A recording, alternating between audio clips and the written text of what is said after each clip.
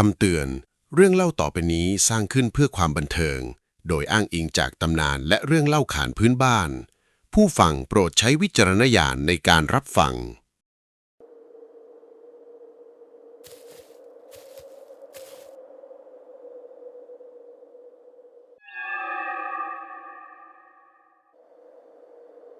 กรุงเทพมหานครเมืองหลวงที่ไม่เคยหลับไหล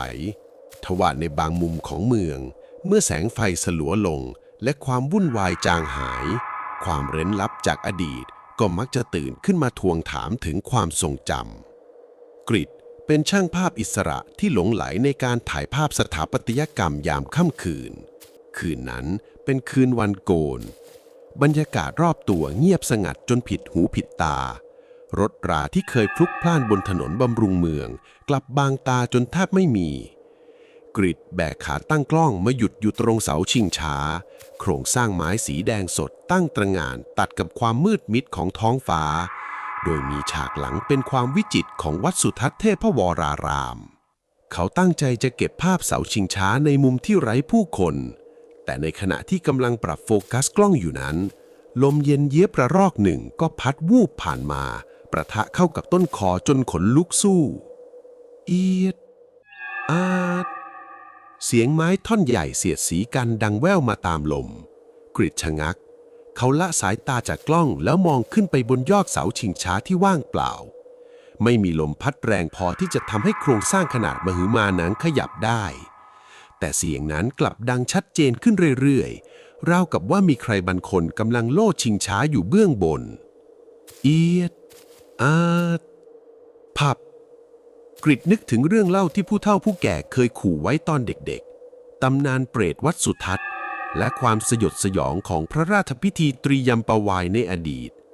พิธีพราหมณ์อันศักดิ์สิทธิ์ที่จัดขึ้นเพื่อต้อนรับพระอิศวรชายชะกันที่ถูกคัดเลือกจะต้องขึ้นไปยืนบนแผ่นไม้โล่ตัวแกว่งไกวให้สูงที่สุดเพื่อเอื้อมมือไปคว้าถุงเงินถุงทองที่แขวนอยู่บนยอดเสาหากคว้าได้คือสิริมงคลแต่หากพลาดพลั้งร่วงหล่นลงมาร่างที่แหลกเหลวคาพื้นดินนั้นจะถูกมองว่าเป็นการสังเวยชีวิตแด่เทพเจ้าความตายที่เกิดขึ้นซ้ำแล้วซ้ำเล่านำมาซึ่งเสียงร่ำลือถึงความเหียนและวิญญาณตายโหงจนในที่สุดพระบาทสมเด็จพระปกเกล้าเจ้าอยู่หัวรัชกาลที่ 7ต้องมีพระราชดำริให้ยกเลิกพิธีนี้ไปตลอดกาลกริดพยายามสะบัดความคิดฟุ้งซ่านออกจากหัวเขาตัดสินใจก้มลงมองผ่านช่องมองภาพของกล้องอีกครั้งเพื่อจะรีบถ่ายรูปแล้วรีบกลับแต่แล้วภาพที่ปรากฏในเลนส์กล้องกลับไม่ใช่เสาชิงช้าที่ว่างเปล่าในภาพนั้นกรุ่นไปด้วยหมอกควันสีเทาจางๆปรากฏร่างของชายในชุดนุ่งโจงกระเบนแบบโบราณกำลังยืนอยู่บนชิงช้าที่แกว่งไกวขึ้นสูงทะลุเมฆชายคนนั้นพยายามเอื้อมมือสุดแขนเพื่อคว้าถุงผ้าสีหม่นที่แขวนอยู่เบื้องหน้าเอื้อมอีกนิดเดียวกริดเบิกตากว้างลมหายใจติดขัดจู่ๆมือของชายในกล้องก็ลื่นหลุดจากเรือกร่างนั้นร่วงดิ่งลงมาจากความสูงนับ10 เมตรในชั่วพริบตากรอบเสียงกระดูกหักลั่นสนั่นก้องไปทั้งลานหน้าวัดสุทัศน์ไม่ใช่เสียงในกล้องแต่เป็นเสียงที่ดังสะท้อนเข้ามาในหูของกริดจริงๆเขาตกใจสุดขีดจนผงะหลังหงายก้นกระแทกผืนเมื่อเงยหน้าขึ้นมองไปที่โคนเสาชิงช้าร่างที่ควรจะร่วงลงมากลับไม่มีแต่ความมืดมิดดำทว่าเมื่อสายตาของกริดค่อยๆไล่มองจากพื้นถนนขึ้นไปตามเสาไม้สีแดงสดเขาก็ต้องแทบหยุดหายใจเงาดำทะมึนร่างหนึ่งกำลังยืนพิงเสาชิงช้าอยู่ร่างนั้นผอมโซจนเห็นซี่โครงแขนและขาของมันยาวเก้งก้างผิดมนุษย์ผิวหนังเหี่ยวย่นสีเทาเข้มและที่น่าสะพรึงกลาที่สุดคือความสูงของมันสูงเทียบเท่ากับยอดเสาชิงช้าดวงตาสีแดงก่ำเบิกโผงก้มลงมาจ้องกริดที่สั่นตัวอยู่บนพื้น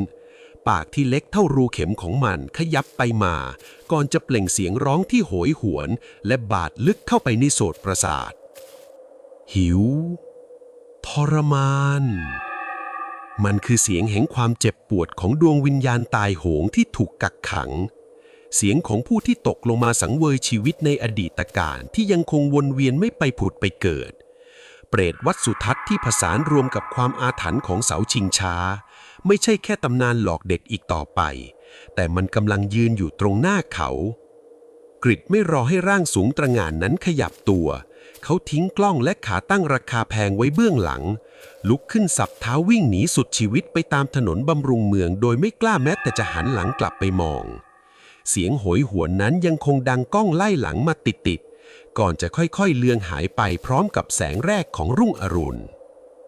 ปัจจุบันเสาชิงช้าสีแดงสดได้รับการบูรณะอย่างงดงาม